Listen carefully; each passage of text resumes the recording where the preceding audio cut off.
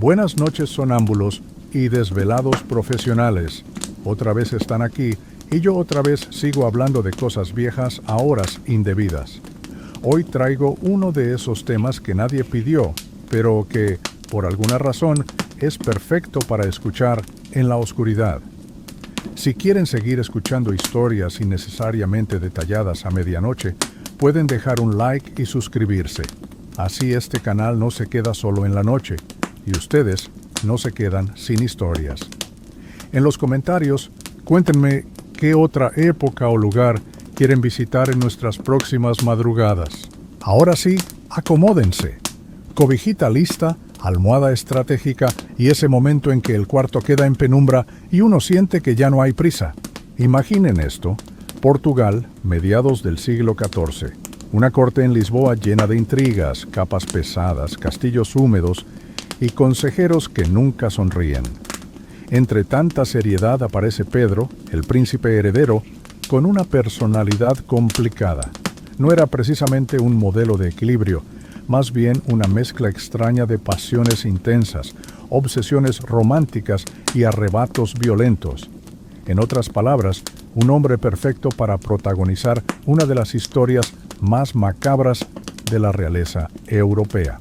El cuento empieza con una mujer, Inés de Castro, una dama gallega que llegó a la corte como dama de compañía y que en teoría debía estar al margen de la vida política. En teoría, porque Pedro se enamoró de ella con esa intensidad peligrosa que solo tienen los personajes que parecen vivir siempre al borde del colapso. El problema es que ese amor no era bien visto.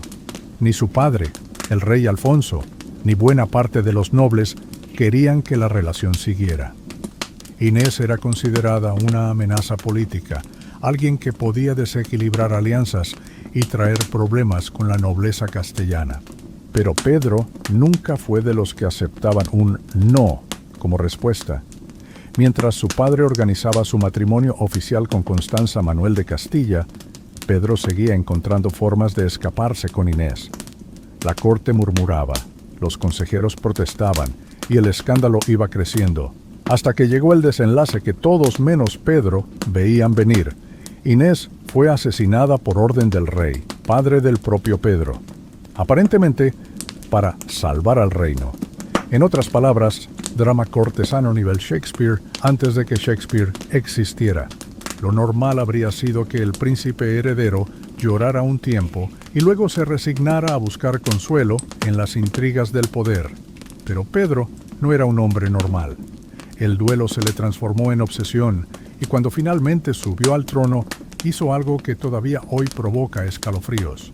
Declaró que había estado casado en secreto con Inés, la proclamó reina y organizó una ceremonia donde los nobles tuvieron que besar la mano de su cadáver. Sí, lo escucharon bien. Pedro I de Portugal convirtió a su novia muerta en reina y obligó a toda la corte a inclinarse ante ella. El romanticismo, llevado a un extremo tan absurdo que siglos después aún no sabemos si admirarlo por su amor eterno o temblar por su perturbación. Esta noche vamos a desentrañar esa historia paso a paso. El amor prohibido, la conspiración, la tragedia, la venganza y el momento grotesco de la coronación póstuma. Así que apaguen la luz, respiren despacio y déjense llevar. Porque esta no es una simple anécdota medieval, es una de esas historias que muestran hasta dónde puede llegar un ser humano cuando el amor se convierte en obsesión. Pedro nació en el año 1320, hijo del rey Alfonso IV de Portugal y de Beatriz de Castilla. Creció en un ambiente de corte lleno de tensiones políticas, pero también marcado por la solemnidad de una monarquía que aún buscaba consolidarse frente a los poderes vecinos. Como heredero al trono, se esperaba de él disciplina, obediencia y un entrenamiento riguroso en todo lo que debía hacer un futuro rey. Aprender a manejar armas, escuchar consejos, memorizar genealogías aburridas y, sobre todo, aceptar matrimonios estratégicos que lo unieran con otras casas reales. Y en apariencia, Pedro cumplía con esos deberes. Era un joven robusto, apasionado por la caza y por las demostraciones de fuerza física. Pero debajo de esa fachada de príncipe obediente había una personalidad intensa, impulsiva y con un temperamento que muchos describían como volcánico. No era precisamente un maestro de la diplomacia. Le gustaba salirse con la suya y lo hacía con una obstinación que desesperaba a su padre. Todo cambió cuando apareció en la corte Inés de Castro. Ella no llegó como princesa, ni como noble destinada al trono, sino como dama de compañía de Constanza Manuel, la esposa oficial de Pedro. Era gallega, hija ilegítima de un noble poderoso de Castilla, con modales refinados y una belleza que las crónicas describen como serena y magnética. No era la mujer más adecuada para convertirse en el centro de atención del príncipe, pero justamente por eso resultó irresistible. El primer encuentro entre Pedro e Inés no está documentado con detalle, pero podemos imaginarlo. Un salón frío de piedra, damas murmurando en un rincón, y de pronto la mirada del heredero se cruza con la de la dama de compañía. En una corte donde casi todo estaba regido por la etiqueta, un gesto mínimo, una sonrisa prolongada o una conversación demasiado larga podía significar mucho más de lo que aparentaba. Y Pedro, que ya era conocido por no tener autocontrol cuando algo le gustaba, quedó atrapado. Lo que empezó como una atracción silenciosa se convirtió rápidamente en un escándalo. El príncipe, casado por conveniencia con Constanza, no hacía mucho esfuerzo por disimular su inclinación por Inés. Se reunían en jardines, en pasillos apartados, y pronto toda la corte sabía que aquella dama no era simplemente una acompañante de su esposa, sino la mujer que lo había embrujado. Constanza, que no tenía mucha opción en este matrimonio, debió soportar la humillación pública de ver a su marido desvivirse por otra mujer. Los rumores corrían con rapidez y no tardaron en llegar al oído del rey Alfonso. Para él, aquello no era un asunto de amor, sino un peligro político. Inés pertenecía a una familia con fuertes vínculos en Castilla, y si Pedro llegaba a unir oficialmente su destino con ella, Portugal corría el riesgo de convertirse en un satélite del reino vecino. Además, la obstinación del príncipe amenazaba con debilitar las alianzas cuidadosamente tejidas a través de su matrimonio con Constanza. Pero nada de eso detuvo a Pedro. Cuanto más le prohibían, más se aferraba a su relación. La atracción se convirtió en desafío, y el desafío en una especie de juramento personal. Lo que para el resto era un error, para él era una causa, una llama que nadie podía apagar. El romance entre Pedro e Inés, lejos de enfriarse con el paso del tiempo, se volvió cada vez más evidente y descarado. Al principio se trataba de encuentros furtivos, de miradas prolongadas en medio de un banquete, de cartas escondidas bajo pliegues de tela. Pero pronto dejó de ser un secreto. El príncipe comenzó a mostrarse abiertamente junto a ella, lo que en una corte medieval equivalía a firmar un manifiesto político en letras mayúsculas. Constanza, la esposa oficial, quedó relegada al papel de figura decorativa. Se cuenta que, incluso estando embarazada, era tratada con indiferencia, mientras Pedro volcaba toda su atención en Inés. La corte murmuraba sin cesar. Las damas criticaban con disimulo, los consejeros miraban al suelo para no opinar, y el rey Alfonso ardía de frustración porque veía a su heredero cavar un túnel bajo los cimientos de la monarquía. Las tensiones aumentaron cuando Pedro e Inés empezaron a tener hijos. No se trataba ya de un simple amorío, sino de una relación que producía descendencia. Para los nobles, aquellos niños eran dinamita. Si en algún momento Pedro intentaba legitimar a Inés, Portugal corría el riesgo de que esos hijos se convirtieran en herederos con apoyo castellano. El equilibrio político, que ya era frágil, se tambaleaba con cada nacimiento. Mientras tanto, la propia personalidad de Inés alimentaba los rumores. No era una mujer pasiva ni silenciosa. Tenía carácter, ambición y una inteligencia que incomodaba a los cortesanos.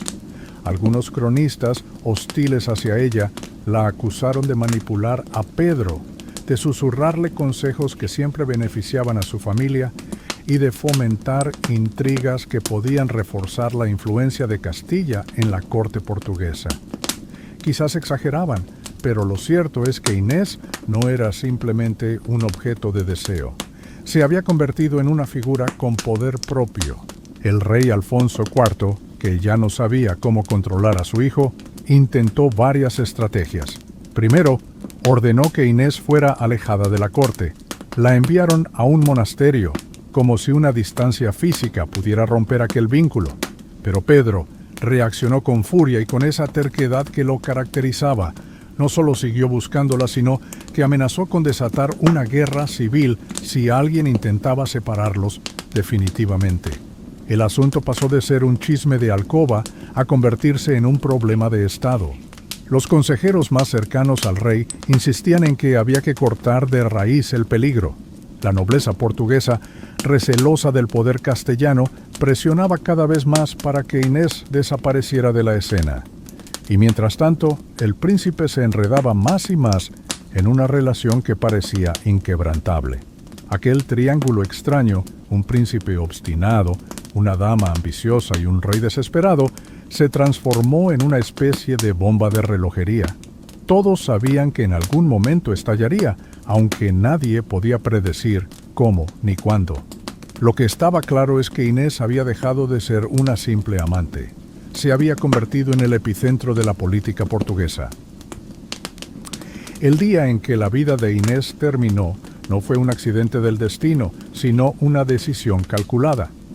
El rey Alfonso IV, cada vez más presionado por sus consejeros y por la nobleza, llegó a la conclusión de que la única forma de salvar la estabilidad del reino era eliminar a aquella mujer que había convertido a su hijo en un príncipe rebelde y a la corte en un nido de tensiones.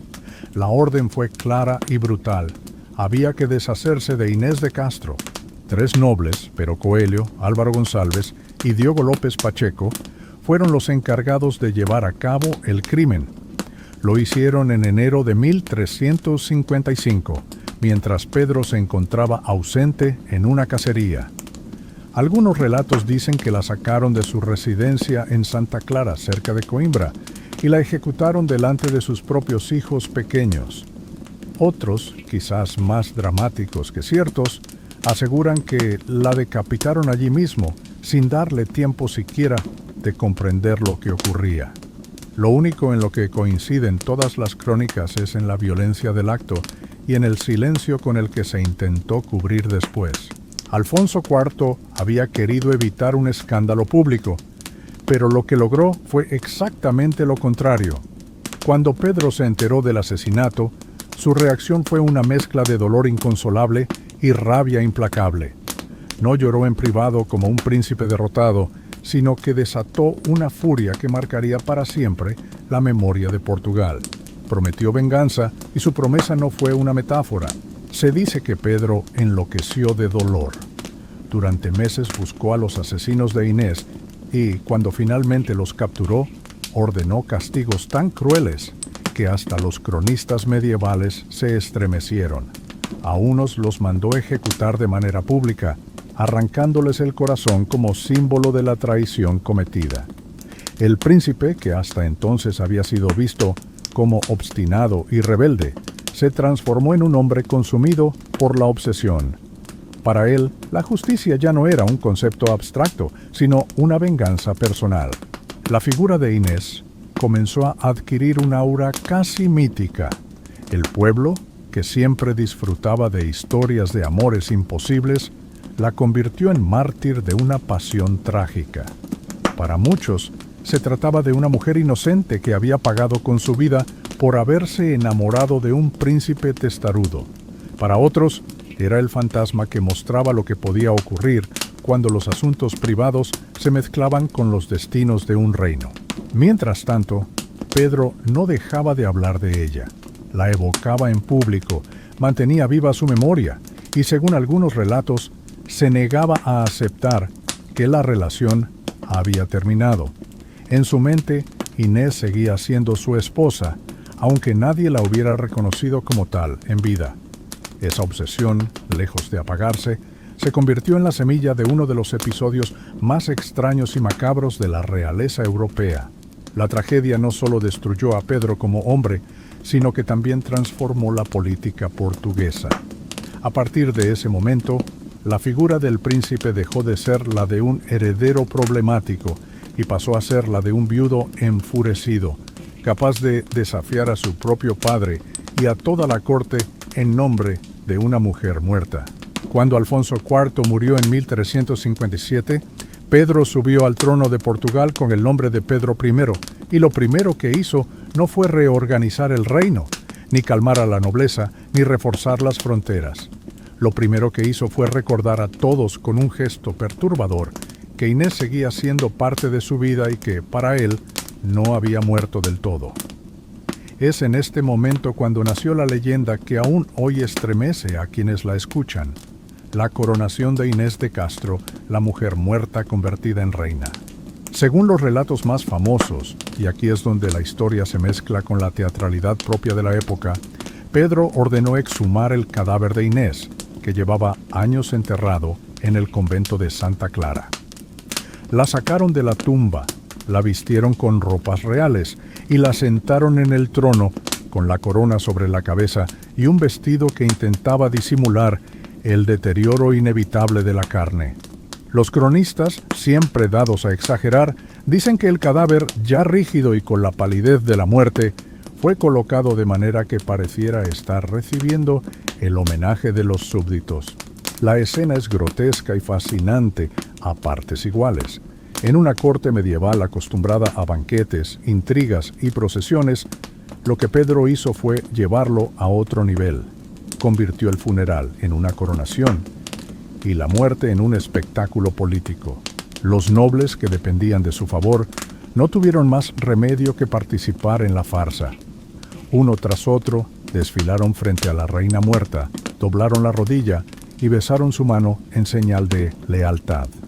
La leyenda dice que algunos se resistieron, horrorizados, pero Pedro los obligó, porque en su mente aquello no era un juego, era la reivindicación final del amor de su vida. Hoy es difícil saber cuánto de esta historia fue real y cuánto fue un adorno literario de los cronistas. Lo cierto es que Pedro sí proclamó a Inés como reina de Portugal, aunque nunca lo hubiera sido en vida.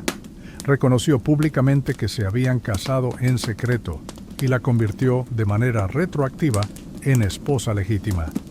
Ese acto tenía un doble propósito.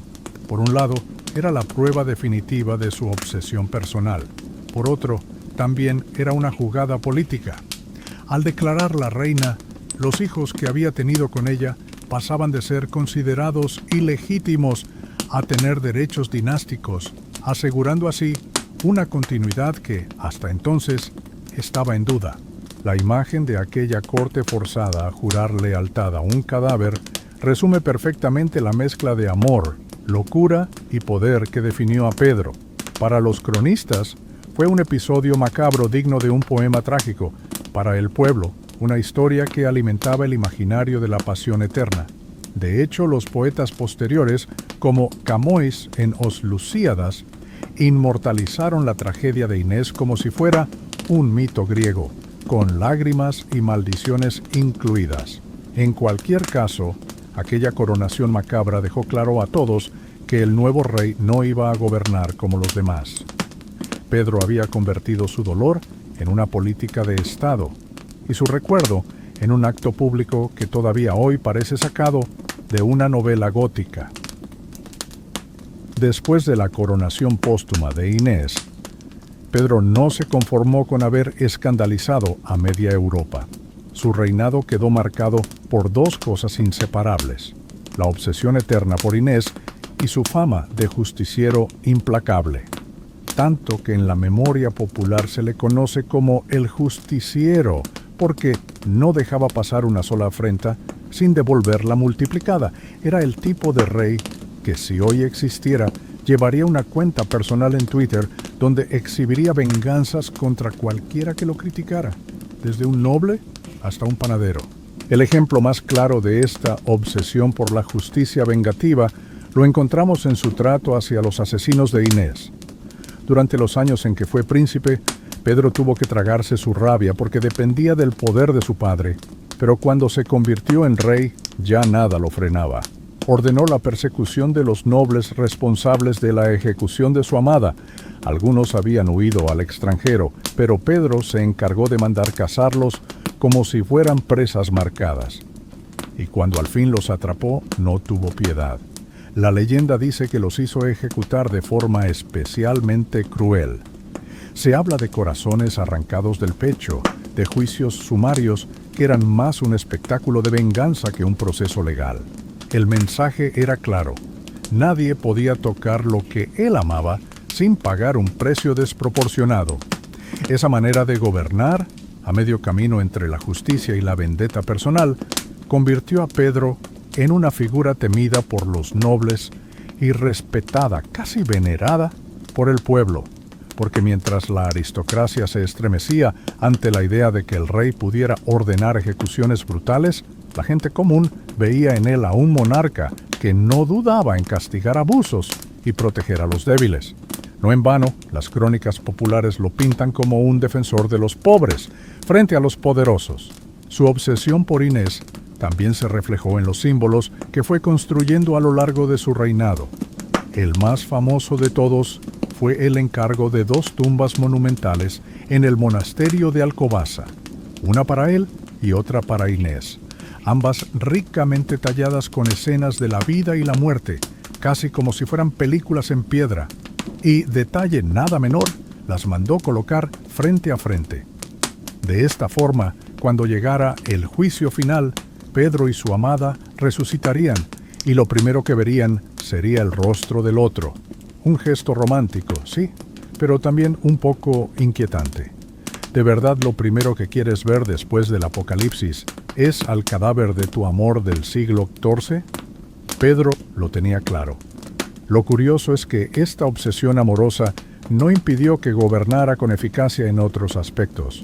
Fue un rey fuerte que consolidó el poder de la corona, reforzó las leyes y mantuvo cierta estabilidad en un Portugal que venía de intrigas familiares y tensiones dinásticas. Pero nada de eso sobrevivió en la memoria popular con tanta fuerza como su historia con Inés. Porque al final, lo que el pueblo recuerda no son las reformas fiscales ni los tratados diplomáticos, sino la imagen de un rey vengador que hizo justicia a su manera y que convirtió su vida amorosa en un relato legendario. El apodo de El Justiciero refleja exactamente eso: alguien capaz de usar el poder absoluto no solo para gobernar, sino para ajustar cuentas con la historia. Y en su caso, la cuenta más grande de todas era la muerte de Inés.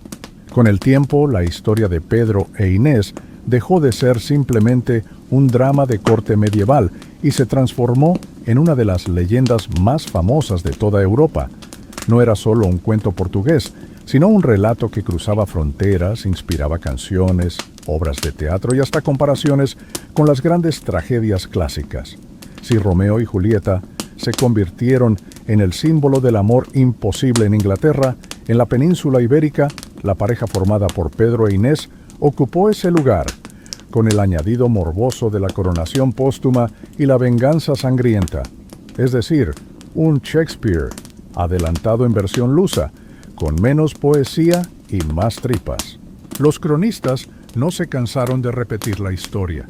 Algunos la adornaban con más detalles cada vez, como si estuvieran escribiendo fanfiction medieval.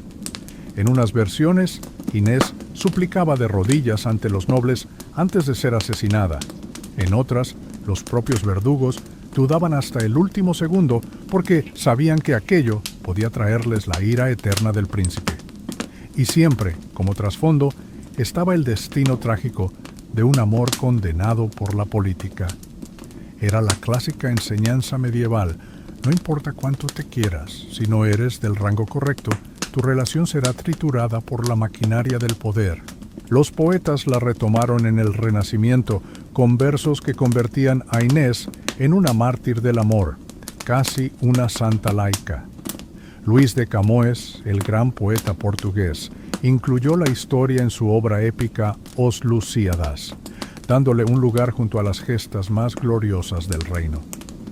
que en un poema destinado a glorificar la expansión marítima de Portugal, se reserve un espacio para recordar a una amante ejecutada en los jardines de Coimbra, dice mucho de la magnitud cultural de la tragedia. A lo largo de los siglos, pintores, dramaturgos y músicos se inspiraron en esta leyenda. Cada época añadía su propia capa de dramatismo. En el barroco se exageraba la solemnidad de la coronación cadavérica. En el romanticismo se resaltaba la idea del amor más fuerte que la muerte, y en el siglo XX se volvió a mirar con fascinación el lado macabro de la historia. Hoy en día, Inés y Pedro aparecen hasta en rutas turísticas de Portugal, como parte del patrimonio cultural. Porque claro, nada atrae más a un visitante que la promesa de pasear por el escenario de un asesinato pasional de hace 7 siglos. Lo fascinante es cómo la figura de Pedro ha quedado dividida entre la admiración y la inquietud. Por un lado, se le recuerda como el hombre que llevó su amor hasta el extremo de desafiar todas las normas, incluso más allá de la muerte. Por otro, la idea de coronar a un cadáver y obligar a toda la corte a besar su mano sigue siendo una de las escenas más perturbadoras de la historia monárquica europea. Es como si la memoria colectiva no hubiera decidido aún si Pedro fue un héroe romántico o un villano obsesivo. Y sin embargo, la conclusión es clara. Su historia con Inés trascendió su reinado, sus políticas y hasta sus venganzas. Lo que quedó fue la imagen de un amor tan intenso que se convirtió en leyenda, con un aura de tragedia que todavía hoy provoca escalofríos. Y quizá eso sea lo que Pedro quería desde el principio, asegurarse de que, aunque los cuerpos se descompongan, la memoria de su unión con Inés no pudiera deshacerse nunca. En eso, al menos, tuvo éxito absoluto.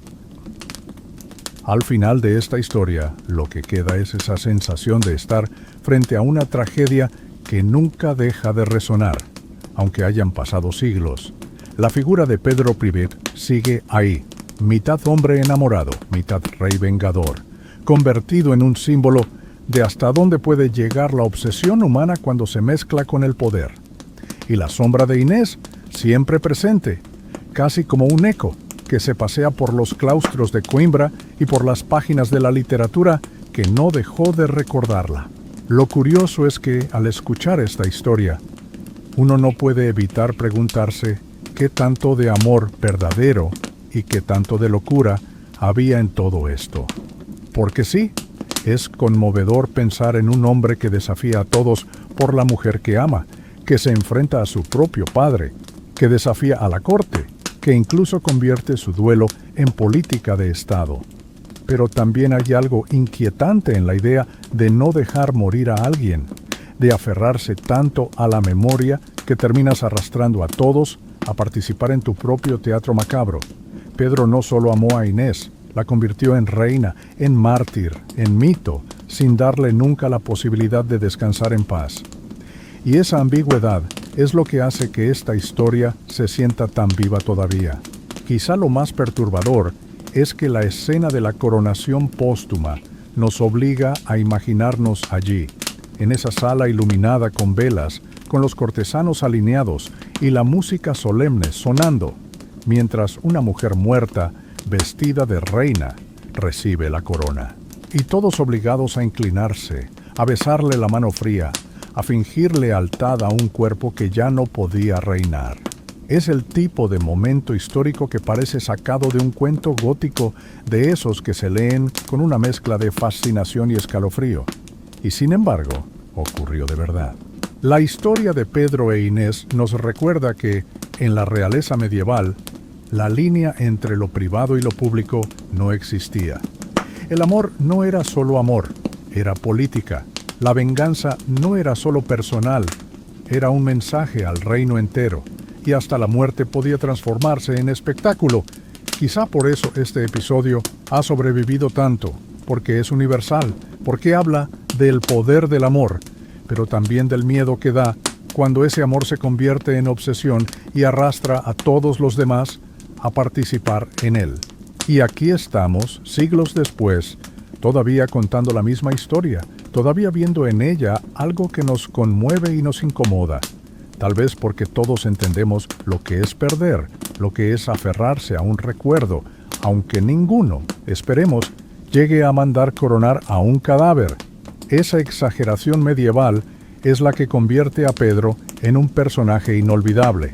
Nos muestra un amor que se salió de todo límite, que se convirtió en algo inmortal, pero también en algo profundamente inquietante. Así que mientras cierras los ojos y dejas que esta historia se apague en la penumbra, piensa en la paradoja de Pedro e Inés, una pareja que nunca pudo reinar juntos en vida, pero que terminó gobernando para siempre en la memoria. En sus tumbas, en el monasterio de Alcobaza, se dice que fueron enterrados uno frente al otro, para que el día del juicio final, cuando despertaran, lo primero que vieran fuera la cara del otro. Un gesto hermoso y un poco aterrador, como todo en esta historia. Y quizá esa sea la lección final, que hay amores que nunca se van, aunque el tiempo, la política y hasta la muerte intenten destruirlos. Buenas noches, sonámbulos. Hasta aquí la historia de un rey que decidió coronar a su novia muerta.